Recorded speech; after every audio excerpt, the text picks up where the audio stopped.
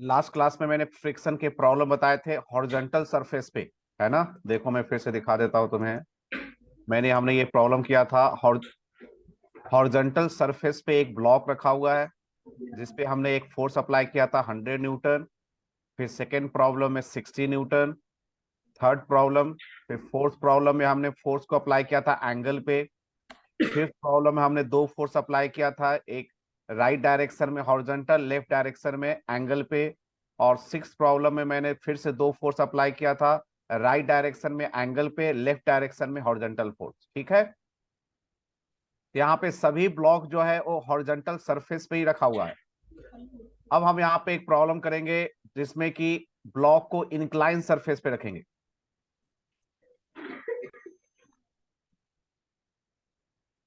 हमारा प्रॉब्लम हो रहा है यहाँ पे है,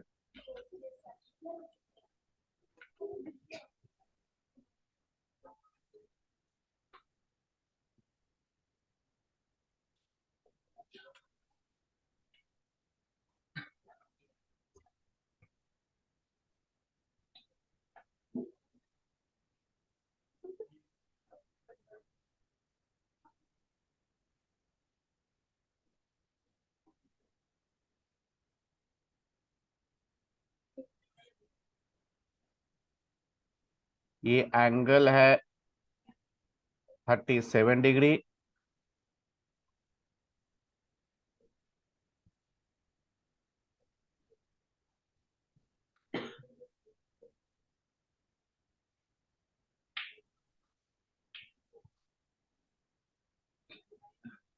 और इस पे मैंने एक ब्लॉक को रख दिया,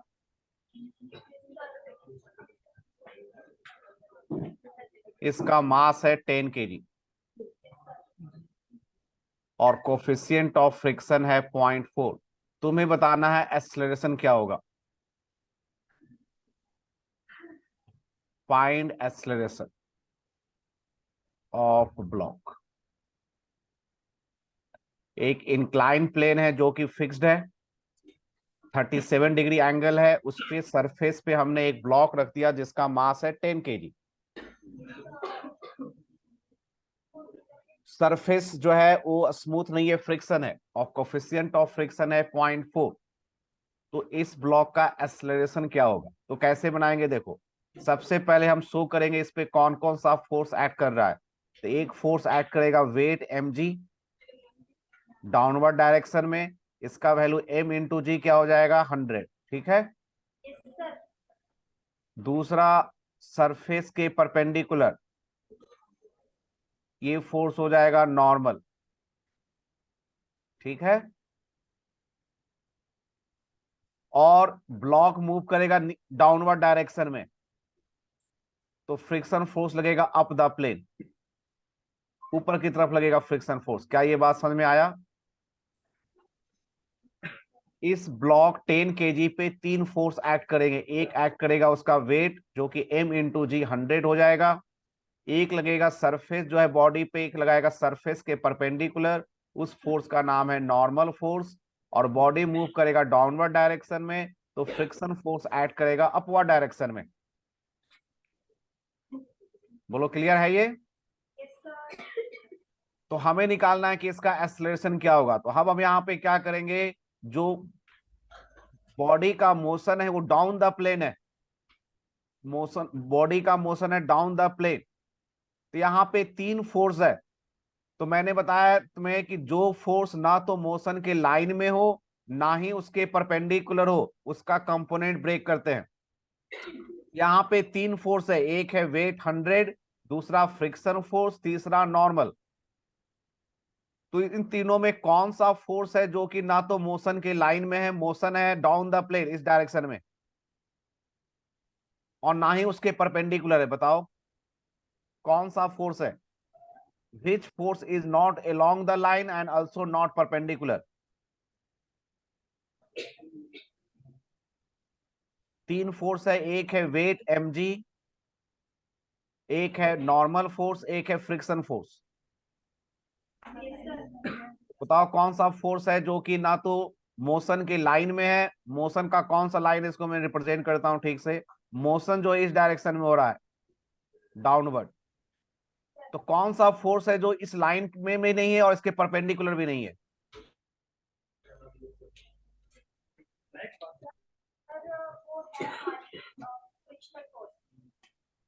फ्रिक्शन फोर्स तो लाइन में है ना, देखो फ्रिक्शन बॉडी जो है डाउन द प्लेन है, फ्रिक्शन फोर्स इसी के अपोजिट है, तो एक ही लाइन हुआ। जो नॉर्मल फोर्स है वो मोशन के परपेंडिकुलर है। जो वेट है mg, वो ना तो मोशन के लाइन में, मोशन का लाइन ये है जो मैंने येलो वाला लाइन बनाया है नीचे की तरफ, तो जो mg फोर्स है वेट, वो ना तो मोशन के लाइन में है ना ही उसके परपेंडिकुलर है। मोशन है जो येलो लाइन बनाया है, ये लाइन जो है मोशन का डायरेक्शन है। तो इस लाइन में, इस लाइन के अलॉन्ग नहीं होना चाहिए, मतलब आगे पीछे हो कोई दिक्कत नहीं है, परपेंडिकुलर। यहाँ पे जो फ्रिक्शन है वो अपोजिट है, तो उसको लाइन में ही बोलेंगे। और जो नॉर्मल है वो मोशन के परपेंडिकुलर है। लेकिन जो mg है वेट, या ना तो मोशन के लाइन में है ना ही परपेंडिकुलर है। क्या ये बात समझ में आया? अब इसका कंपोनेंट ब्रेक करेंगे। कैसे ब्रेक करेंगे, देखो। यदि हम यहाँ पे एक लाइन ड्रॉ करें इस तरह से और एक यहाँ पे, तो मैंने न्यूटन्स लॉ में बताया था कि इंक्लाइन प्लेन का एंगल यदि 37 डिग्री है, तो जो वर्टिकल लाइन है mg और नॉर्मल का लाइन है, ये एंगल भी 37 डिग्री होगा। और कंपोनेंट का फॉर्मूला है, वेक्टर जिस लाइन के साथ एंगल बना रहा है, तो यहाँ पे जो mg का वैल्यू 100 है, वो 37 डिग्री बना रहा है इधर, तो यहाँ पे कंपोनेंट हो जाएगा 100 cos 37 डिग्री। cos 37 का वैल्यू 4/5 होता है, पुट करोगे तो 80 हो जाएगा। और उसके परपेंडिकुलर होता है 100 sin 37, ये हो जाएगा 100 sin 37। sin 37 3/5 होता है, पुट करोगे 60 हो जाएगा। अब इसका काम हो गया, इसका कोई काम नहीं है।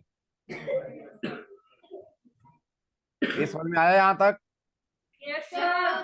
अब हम नॉर्मल फोर्स निकालेंगे, तो देखो सरफेस के परपेंडिकुलर दो फोर्स है, ऊपर की तरफ नॉर्मल है, नीचे की तरफ 80 है। तो हमारा नॉर्मल का वैल्यू हो गया 80, और नॉर्मल मिल गया, तो फ्रिक्शन फोर्स का फॉर्मूला होता है म्यू इंटू एन। म्यू का वैल्यू है 0.4 और नॉर्मल का वैल्यू है 80।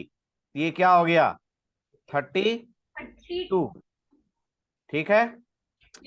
अब देखो, जो ब्लॉक हमारा 10 kg का है, इधर देखो, जो ब्लॉक 10 kg का है उसका एक्सेलरेशन डाउनवर्ड है। तो मैंने इक्वेशन कैसे लिखने बताया, मैंने बताया कि जिस डायरेक्शन में एक्सेलरेशन हो उस डायरेक्शन में फोर्स को पॉजिटिव लेते हैं। तो डाउनवर्ड डायरेक्शन में फोर्स है 60 और अपवर्ड डायरेक्शन में है फ्रिक्शन। और फ्रिक्शन का वैल्यू हमने क्या निकाला, 32 is equal to mass into acceleration. इसको सॉल्व करोगे, ये 28 इजकल टू 10 इंटू ए हो जाएगा। तो यहां से तुम्हें एक्सेलरेशन का वैल्यू मिल जाएगा 2.8 मीटर पर सेकेंड स्क्वायर।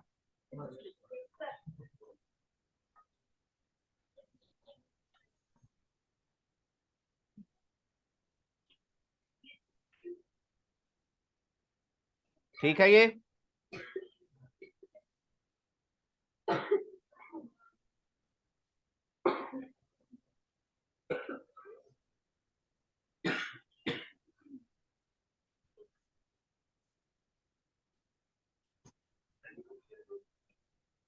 मैंने पुराने सारे लेक्चर के नोट्स और वीडियो जो है अपलोड कर दिए है ऐप पे। कल मैंने सारे अपलोड कर दिए, पुराने सारे। तुम पुराने पुराने वीडियो और ऐप, ये नोट्स देख सकते हो।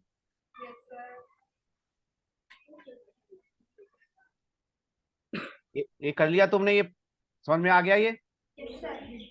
ठीक है। अब इसी तरह का प्रॉब्लम, तो इंक्लाइन प्लेन में हमेशा ध्यान रखना है कि जो वेट होता है mg, उसका कंपोनेंट हमें लेना पड़ता है। इसी तरह का एक दूसरा प्रॉब्लम मैं देने वाला हूं, number 2।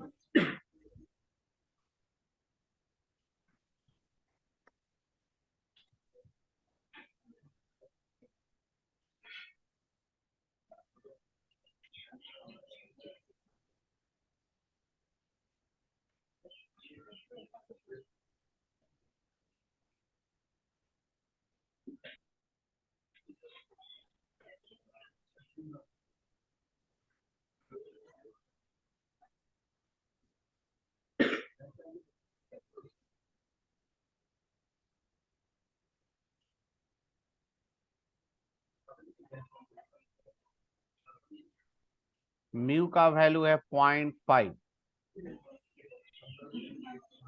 Find acceleration of block.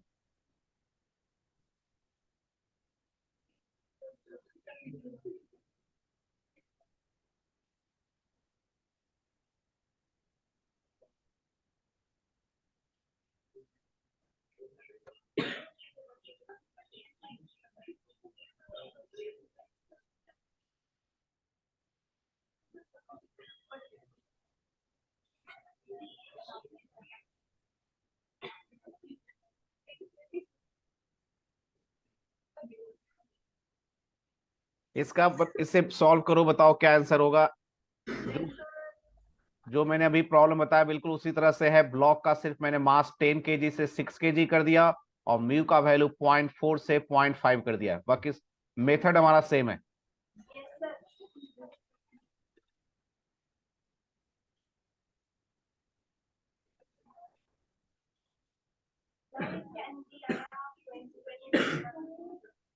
तो सबसे पहले क्या करते हैं, वेट फोर्स से जो है उसे रिप्रेजेंट करते थे, एम इंटू जी। तो एम इंटू जी का वैल्यू क्या हो जाएगा, 60। एक हो जाएगा नॉर्मल फोर्स, और बॉडी का मोशन का जो डायरेक्शन है वो किधर होगा,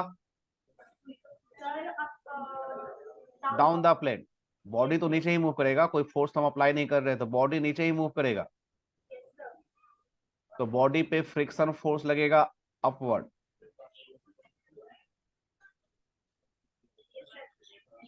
अब हम इसका कंपोनेंट ब्रेक करेंगे। कंपोनेंट कैसे ब्रेक करेंगे, एक इस डायरेक्शन में और एक इस डायरेक्शन में। ये 37 है तो ये भी हो जाएगा 37 डिग्री। तो इधर हो जाएगा 60 cos 37 डिग्री। ये cos 37 का वैल्यू 4/5 पुट करोगे 48 आ जाएगा। और यहाँ पे हो जाएगा 60 sin 37, तो ये हो जाएगा 36। अब इसके बाद तुम बताओ आंसर क्या हो।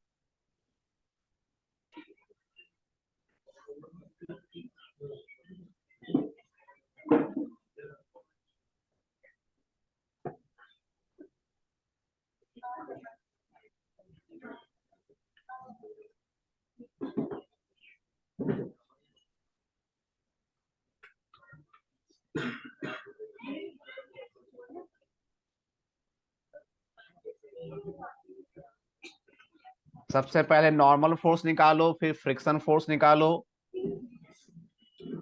देखो हमने कैसे बनाया था, यहाँ पे नॉर्मल फोर्स निकाला, फिर फ्रिक्शन फोर्स निकाला, फिर इक्वेशन ऑफ मोशन लिख दिया। तो यहाँ पे नॉर्मल फोर्स का वैल्यू क्या होगा, बताओ नॉर्मल फोर्स का वैल्यू क्या होगा।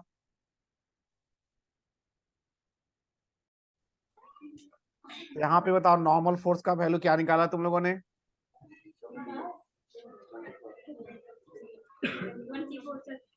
बताओ नॉर्मल फोर्स का वैल्यू क्या है। नॉर्मल फोर्स का वैल्यू तुमने फ्रिक्शन बता दिया, नॉर्मल फोर्स तो 60 है। और यहाँ पे म्यू का वैल्यू मैंने चेंज कर दिया, 0.4 नहीं लिया, 0.5 लिया है मैंने। तो 0.5 को 60 से मल्टीप्लाई करेंगे तो क्या होगा, 30। अब इक्वेशन ऑफ मोशन लिख डालो, force is equal to mass into acceleration.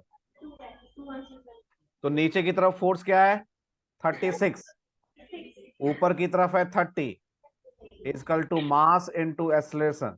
तो सॉल्व करोगे तो ए का वैल्यू 1 आ जाएगा। ठीक है ये।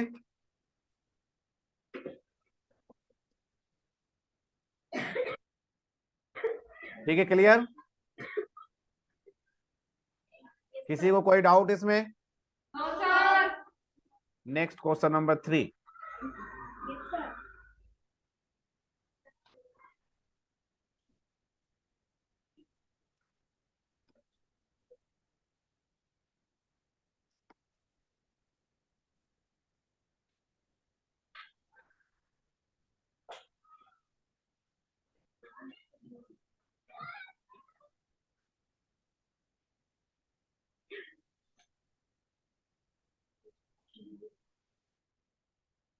यहाँ पे एक 5 kg का ऑब्जेक्ट है बॉडी, और उस पे हम एक फोर्स अप्लाई कर रहे हैं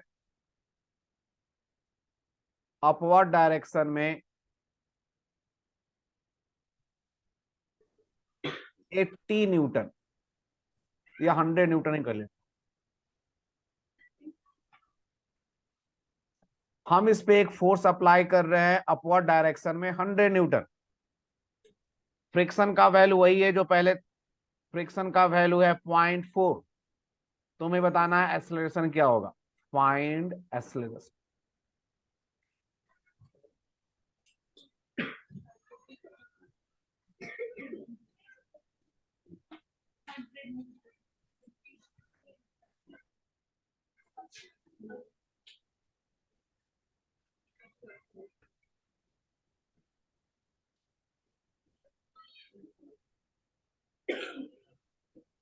यहाँ पे अभी इसके पहले जो हमने प्रॉब्लम बनाया था उसमें हम कोई फोर्स अप्लाई नहीं कर रहे थे, वो अपने वेट के कारण नीचे मूव कर रहा था दोनों प्रॉब्लम में।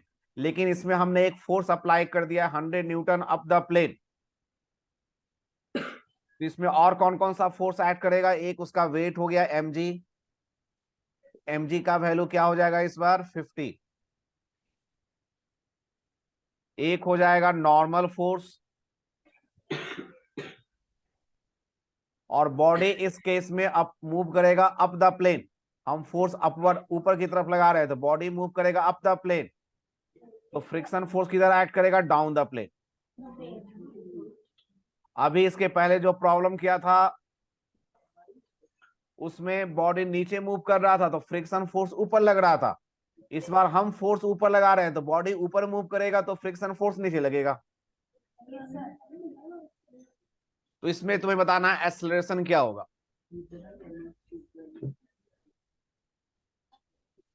तो इसमें भी पहले क्या करो, जो mg का वैल्यू 50 है इसे कंपोनेंट में ब्रेक करो। तो कैसे ब्रेक करोगे, एक इस डायरेक्शन में कंपोनेंट होगा और ये एंगल हो जाएगा 37 डिग्री, और एक इस डायरेक्शन में कंपोनेंट हो जाएगा, इस डायरेक्शन में कंपोनेंट होगा, उसमें cos 37 से मल्टीप्लाई करेंगे तो ये हो जाएगा cos 50 cos 37 डिग्री, cos 37 4/5 तो ये हो जाएगा 40, और यहां पे हो जाएगा 50 sin 37, ये वैल्यू हो जाएगा 30 न्यूटन।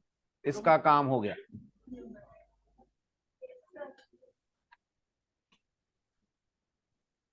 अब फ्रिक्शन फोर्स, अब तुम क्या निकाल लो,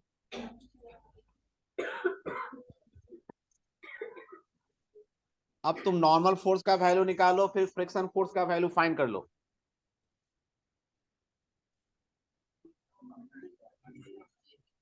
नॉर्मल फोर्स का वैल्यू क्या हो जाएगा, नॉर्मल फोर्स हो जाएगा 40, ठीक है। फ्रिक्शन फोर्स का वैल्यू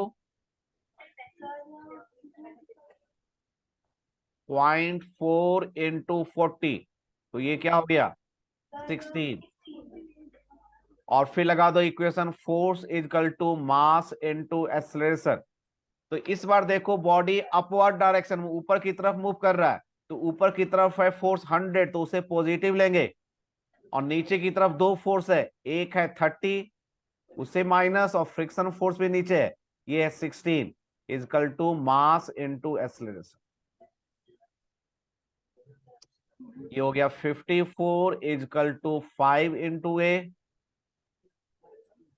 तो यहां से हमारे एक्सेलरेशन का वैल्यू 10.8 आ जाए।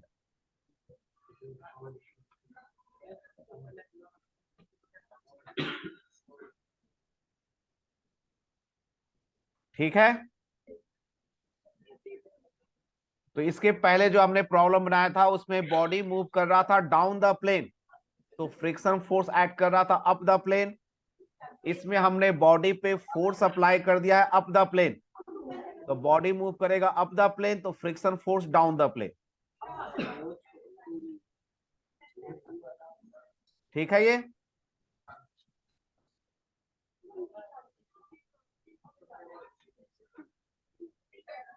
Next problem number 4।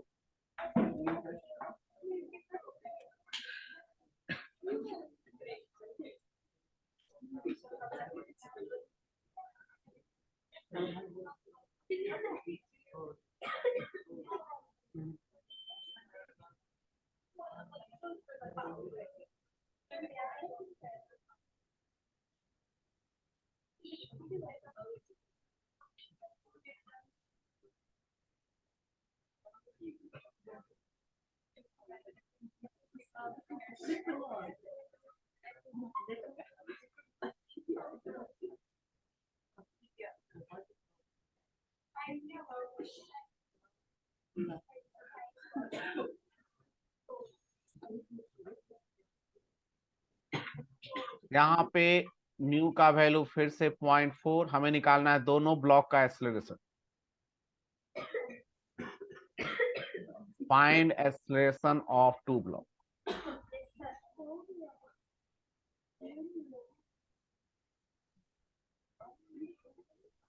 ये सारे प्रॉब्लम हम न्यूटन्स लॉ में कर चुके हैं, जहां पे सरफेस स्मूथ है, यहाँ पे सरफेस रफ है और म्यू का वैल्यू गिवन है 0.4।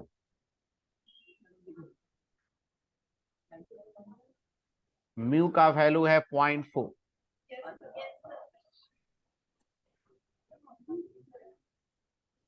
तो यहाँ पे बॉडी किस तरह से मूव करेगा, क्या डायरेक्शन होगा उसका? तो 6 kg मूव करेगा डाउनवर्ड और 4 kg मूव करेगा टुवार्ड्स राइट। और 6 kg 1 मीटर नीचे मूव करेगा तो 4 kg 1 मीटर आगे जाएगा। तो दोनों का एक्सेलरेशन का मैग्नीट्यूड सेम होगा। अब फोर्स देखो 6 kg के लिए, तो एक उसका वेट हो जाएगा m इंटू जी 60, और दूसरा हो जाएगा अपवर्ड डायरेक्शन में टेंशन। ठीक है, तो इसके लिए इक्वेशन हम लिख लेते हैं। तो for 6 kg force is equal to mass into acceleration. तो एक्सेलरेशन का डायरेक्शन डाउनवर्ड है, तो डाउनवर्ड डायरेक्शन में पॉजिटिव लेंगे, तो 60 माइनस अपवर्ड डायरेक्शन अपोजिट में है तो negative, is equal to mass into acceleration. Equation number 1। अब 4 kg के लिए कर लो, फॉर 4 kg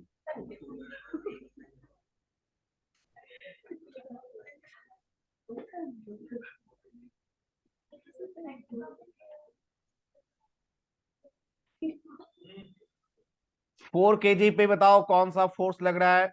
तो 4 kg पे एक नीचे लगेगा वेट mg 40 हो जाएगा, एक लगेगा ऊपर की तरफ नॉर्मल फोर्स,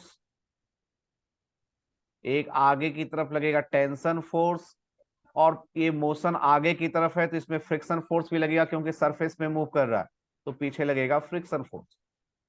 यही होगा।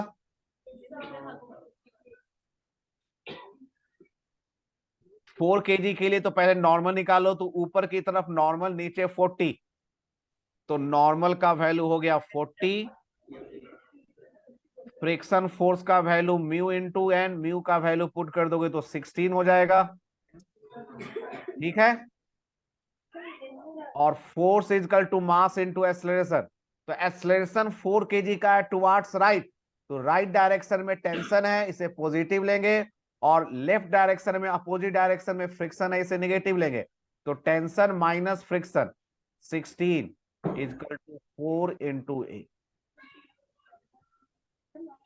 तो ये दो इक्वेशन बन गए, equation number 1 and equation number 2। अब इन दोनों को ऐड करोगे तुम्हें एक्सेलरेशन का वैल्यू मिल जाएगा बाई 1 प्लस 2।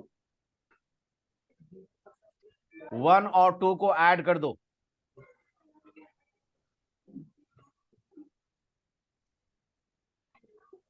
1 और 2 को ऐड कर दो,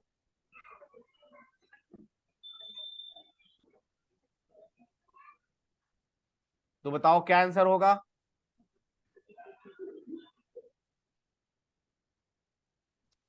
तो 60 माइनस टी, मैं ऐसे लिख देता हूं इसको फिर से, 60 minus T is equal to 6a, और दूसरा है t minus 16 is equal to 4a। इन दोनों को ऐड करो तो टी कैंसिल हो जाएगा, तो ये हो जाएगा 60 माइनस 16, इधर हो जाएगा 6a plus 4a। 44 is equal to 10A। तो ए का वैल्यू हो गया 4.4 मीटर पर सेकेंड स्क्वायर। इस तरह से हमें एक्सेलरेशन मिल गया।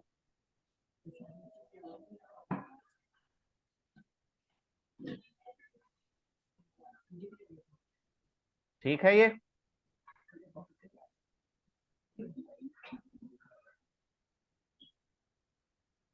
समझ में आया है क्वेश्चन?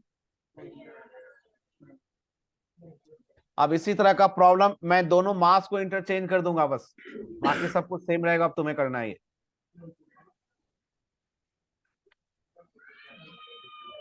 फिफ्थ।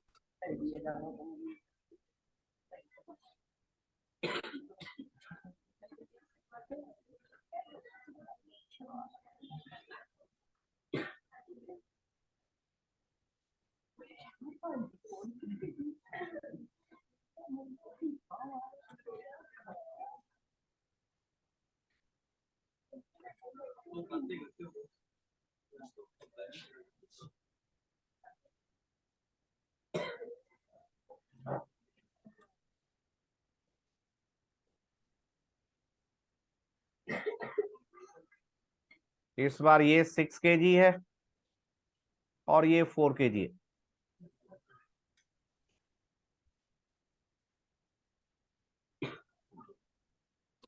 म्यू का वैल्यू सेम है 0.4। तुम्हें एक्सेलरेशन निकालना है।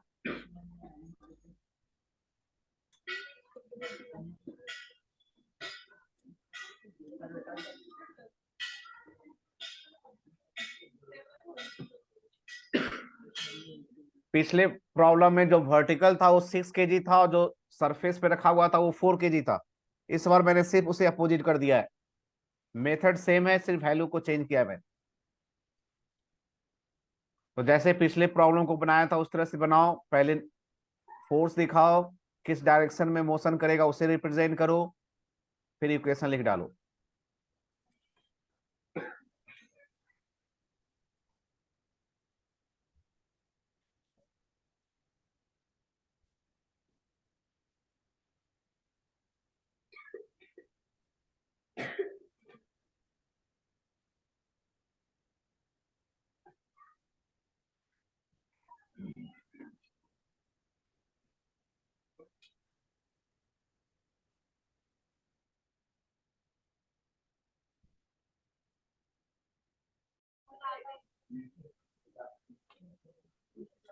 बीच बीच में डिस्कनेक्ट कैसे हो रहा है?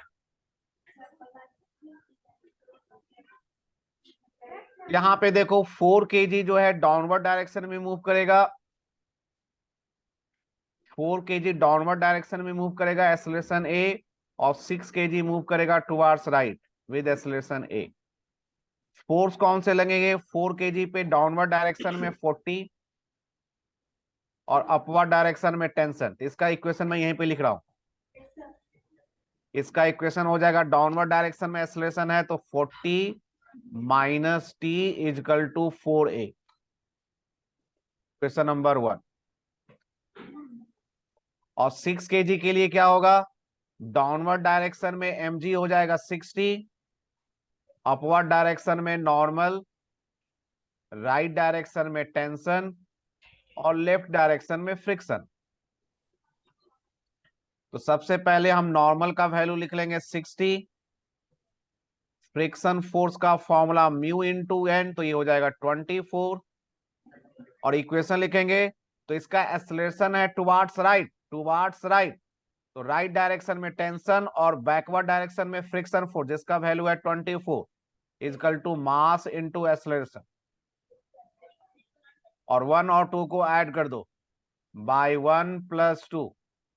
तो टी टी कैंसिल हो जाएगा, ये हो जाएगा 40 minus 24 is equal to 4a plus 6a। तो हो जाएगा 16 इजकल टू 10a। आंसर हो जाएगा 1.6 मीटर पर सेकेंड स्क्वायर।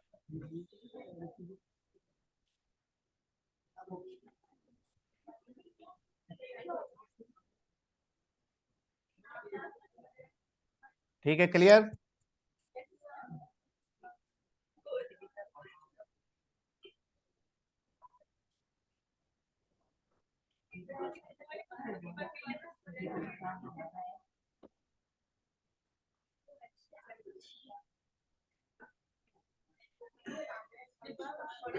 आज जो हमने प्रॉब्लम किया वो क्या किया, पहले मैंने इंक्लाइन प्लेन पे बताया तुम्हें कि एक इंक्लाइन प्लेन रफ सरफेस पे है, उस पे एक ब्लॉक रख दिया, तो उसका एक्सेलरेशन किधर होगा। तो हमने सिर्फ एक ब्लॉक को रखा था, कोई फोर्स नहीं अप्लाई किया था, तो ब्लॉक नीचे मूव करता, फ्रिक्शन फोर्स ऊपर एक्ट किया। दूसरे प्रॉब्लम सेम था, सिर्फ वैल्यू चेंज किया था। थर्ड प्रॉब्लम में हमने इस पे एक ऊपर की तरफ फोर्स अप्लाई कर दिया 100 न्यूटन, टी ऊपर मूव करने लगेगा, इसका एक्सेलरेशन अपवर्ड होगा, तो फ्रिक्शन फोर्स नीचे लगेगा इसमें। फिर फोर्थ प्रॉब्लम में हमने दो ब्लॉक ले लिए पुल्ली से कनेक्टेड, एक वर्टिकल है और एक सरफेस पे रखा हुआ है। क्लियर? ठीक है, तो नेक्स्ट क्लास में हम और भी प्रॉब्लम करेंगे इसके। ओके सर, रिकनेक्ट करता हूँ।